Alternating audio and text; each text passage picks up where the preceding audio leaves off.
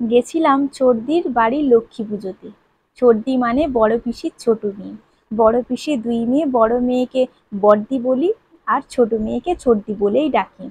চর্দি phone করে বারবার বলে গেছিও লক্ষ্মী পুজোতে ওর বাড়িতে যেতেই হবে। এদিকে বড় পিসিও বলল চর্দির শ্বশুর বাড়িতে ধুমধাম করে লক্ষ্মী পুজো হয়, যা একবার ঘুরে আয় গে।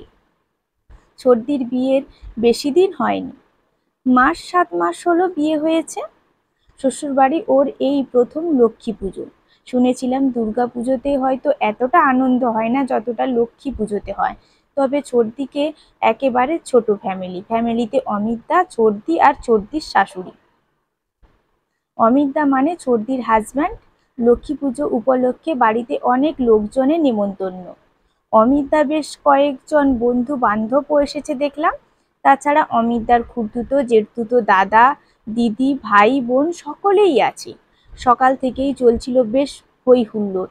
হঠাৎ চর্দির শ্বশুরকে ডেকে শুনলাম, দেখো তো কি কাণ্ড বাপু, লক্ষ্মী ছাড়া লক্ষ্মী পুজো হয়? এ বাড়িতে কখনো হয়েছে?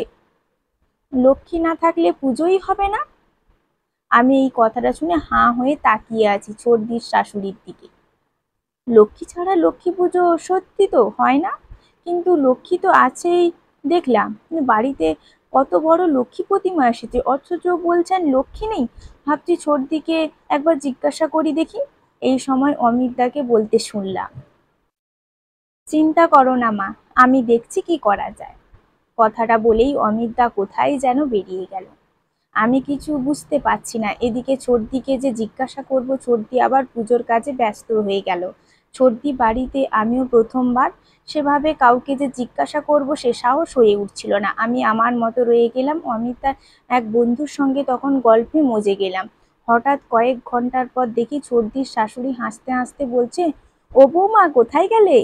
দেখো দেখো, বাবু ঠিক কাজের কাজটাই করেছে, লক্ষ্মীকে সঙ্গে করে নিয়ে এসেছে একেবারে। মনটা এতক্ষণে একটু স্থির হলো।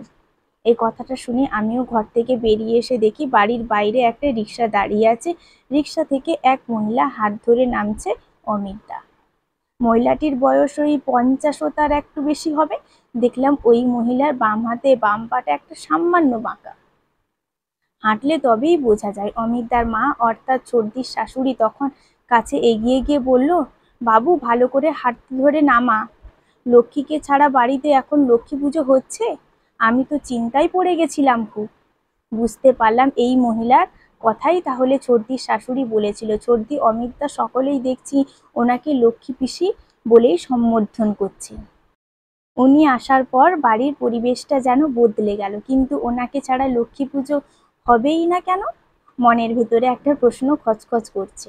পরদিন সকালে চর্দির শাশুড়িকে আমি জিজ্ঞাসা করে বসলাম, আচ্ছা মাসিমা, ওই লক্ষ্মী পিসি ছাড়া লক্ষ্মী পুজো হবে না এমন কথা কেন বলছিলে? ও তুমি তো জানোই না, আসলে এই লক্ষ্মী হলো আমার বাড়ির লক্ষ্মী। লক্ষ্মী না থাকলে তো হয়তো কিছুই সম্ভব হয়ে উঠতো না। আজ থেকে 25 বছর আগের কথা। লক্ষ্মী আমাদের বাড়িতে কাজের আসার কমাস আগে তোমাদের মেসোমশাই মানে অমিতদার বাবা হার্ট অ্যাটাকে মারা গেলেন।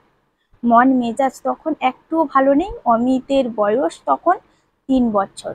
শ্বশুর শাশুড়ি আর এই 3 বছরের ছেলেকে নিয়ে আমি তখন অথই জলে পড়ে গেলাম।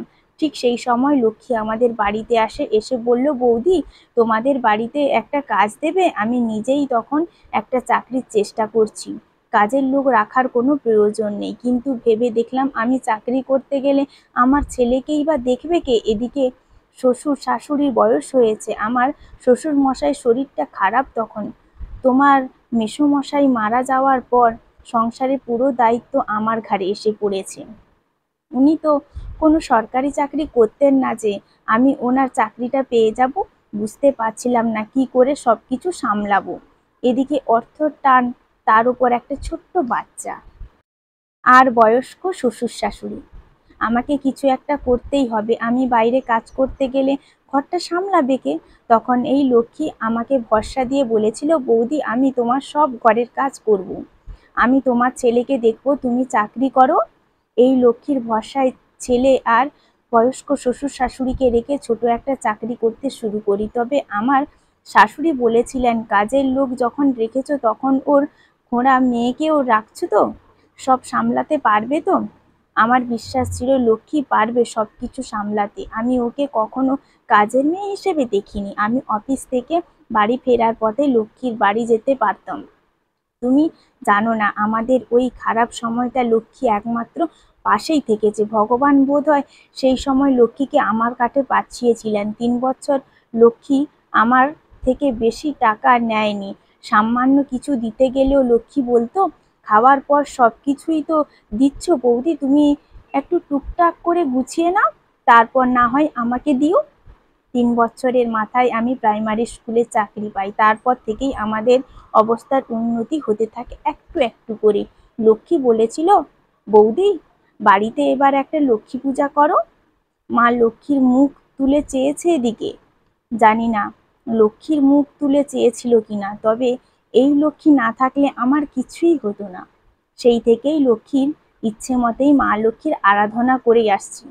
এতদিন যে আমি যে চাকরিটা করতে পেরেছি সেটা ওই লক্ষ্মীর জন্যই। আমার ছেলের খাওয়া দাওয়া, স্কুল থেকে কখন ফিরবে, ফিরে কি খাবে, সব কিছু দেখভাল করেছে এই লক্ষ্মী। পরেও অবশ্য আমার শাশুড়ি বলেছিল, এই লক্ষ্মী হলো তোমার সংসারের লক্ষ্মী, তাই লক্ষ্মীর যেন কোনো অমর্যাদা না হয়। কাল যখন লক্ষ্মী ফোন করে বলল, হোঁচট খেয়ে পড়ে গিয়ে পায়ে আঘাত লেগেছে বৌদি, মনে হয় যেতে পারবো না, এমন কথা শুনে কি আর মনটা স্থির থাকে? লক্ষ্মীকে বাদ দিয়ে এই বাড়িতে লক্ষ্মী পুজো কখনো হয়নি, তাই লক্ষ্মী আসতে পারবে না শুনে লক্ষ্মী পুজো হবে সেটা কি করে হয়? কারণ লক্ষ্মী পুজো খুঁটিনাটি সবকিছুই লক্ষ্মী জানে। শুরুর দিন থেকেই তো লক্ষ্মী ছিল। আমার ছেলে তো এই লক্ষ্মীর কাজের মানুষ।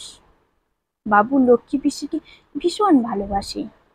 কাল দেখলে না, না লক্ষ্মী পিসিকে রিকশায় বসিয়ে কিভাবে নিয়ে এলো। এই লক্ষ্মী হলো আমার বাড়ির লক্ষ্মী। সত্যি তো, কাল যখন লক্ষ্মী পিসিকে নিয়ে এলো বাড়িতে, যেন এক লক্ষ্মী প্রতিমা আনা হলো, ঠিক তেমন মনে হচ্ছিল। লক্ষ্মী পিসির প্রতি অমিতদার কতটা যে ভালোবাসা আছে সেটা নিজের চোখে না দেখলে বিশ্বাস করতে পারতাম না। বাড়িতে এমন একজন লক্ষ্মী থাকতে সত্যি কোনো কিছুরই অভাব হয় না। বুঝলাম লক্ষ্মী মানে সুখ সম্পদ, ঐশ্বর্য আর অনেক আনন্দ। সেটা আসে মানুষের ভালোবাসা, মানুষের সহযোগিতা, মানুষের পাশে থাকা। আর লক্ষ্মী হতে গেলে শারীরিক গঠন নিখুঁত হতে হয় না। শারীরিক প্রতিবন্ধকতাকে দূরে সরিয়ে খুব সাধারণ কাজের লোককেও যে হয়ে ওঠে লক্ষ্মী। সর্দির ছোট সংসারে সেটাই দেখলাম। তাই একদিন নয়, সারা বছর থেকে এই লক্ষ্মী। এমন একটা লক্ষ্মীর সংসারে সর্দিও বেশ সুখী। কলমে সরজিৎ ঘোষ, কণ্ঠে সুষমা।